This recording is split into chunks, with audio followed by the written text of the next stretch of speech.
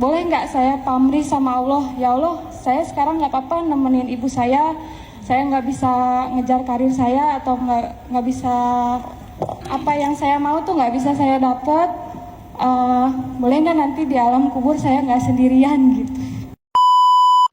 Pak Ustadz, saya tuh ngefans sama Pak Ustadz. Sebelumnya sih saya ngefans sama istri Pak Ustadz, Ustazah. Ya, nanti disampaikan salamnya.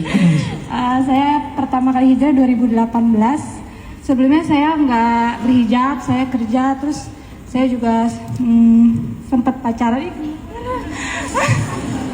Sebelumnya belum berhijab, sempat pacaran. Sempat pacaran selama 6 tahun, tapi akhirnya putus. Terus saya mutusin untuk nggak mau pacaran lagi. Terusnya akhirnya saya ketemu jodoh. Ketemunya cuman dalam 1 hari, terus langsung diajak ke orang tuanya, langsung nikah 6 bulan kemudian.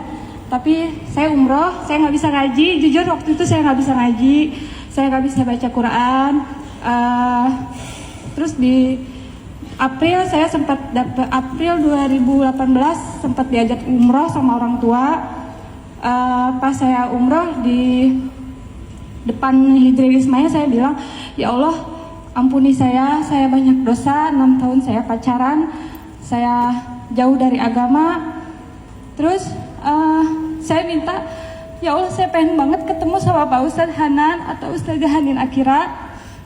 Terus akhirnya baru setelah 6 tahun baru saya ketemu Ustadz, baru ketemu Ustazah Hanin di Masjidil Haram. Masjid Istiqlal. Masjid Istiqlal, ya. Aku udah tahu. Ya. Masjidil Haram. Mana ada Masjidil Istiqlal. Beneran. Maaf ya bercanda. Iya. Lagi deg-degan ya. Pas saya hijrah, ya mungkin minim pengetahuan agama.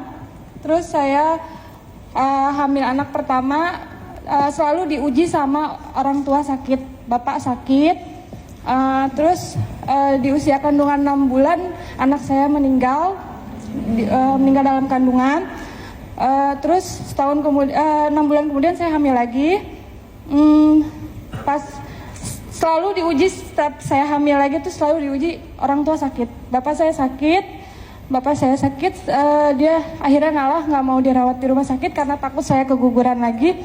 Akhirnya pas 7 bulan hamil bapak saya meninggal. Terus saya tuh bilang, kok saya tuh mau berubah, saya mau benar gitu, mau jalannya lurus, nggak mau kayak dulu lagi. Terus sekarang pertanyaan saya ini anak adopsi Pak Ustadz. Oh tadi belum buka catatan ya? Oh iya tadi Prolog tadi. Prolog ya, ceritanya dulu. Ini ada catatannya ada? Ya. Oke. Saya tuh kan suka dulunya pas bapak sakit, maaf ya, namanya ngurus orang tua sakit pasti ada capeknya, kesel gitu sama orang tua. Saya suka marah, Pak sabar. Terus bapak saya tuh kan asma. Pas asma itu selalu ngumpetin pentolin cair gitu. Saya bilang jangan banyak-banyak, takut overdosis kayak gitu kan. Akhirnya saya suka marah tuh, sampai bapak meninggal tuh saya nyesel banget, ya Allah berdosa banget gitu.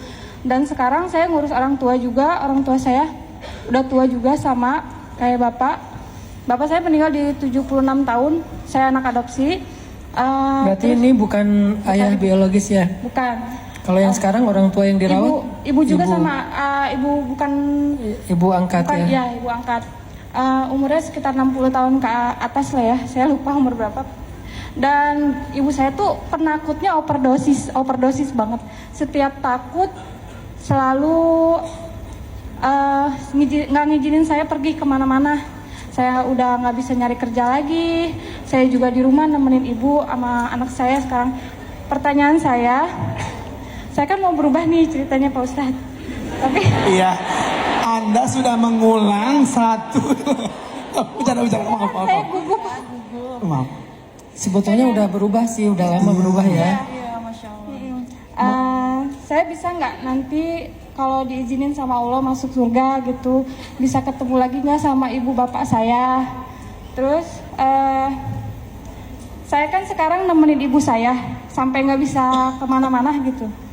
Pertanyaannya, boleh nggak saya pamrih sama Allah? Ya Allah, saya sekarang nggak apa-apa nemenin ibu saya nggak bisa ngejar karir saya atau nggak bisa apa yang saya mau tuh nggak bisa saya dapat.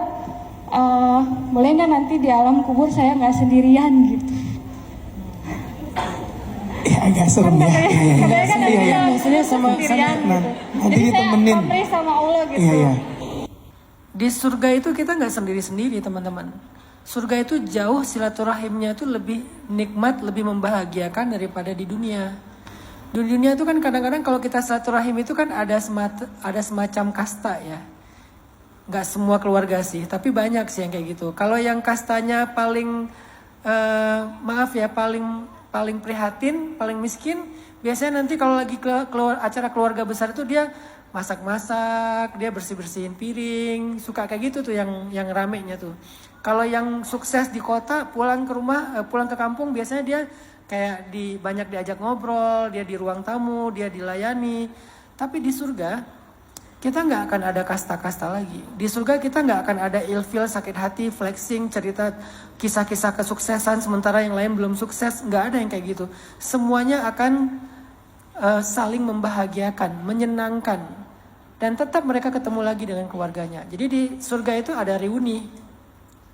Dan reuni di surga itu sempurna. Karena nggak ada lagi khauf, hazan, tidak ada lagi iri, dengki, cemburu, dan seterusnya, sombong, nggak ada. Semuanya orang-orang baik.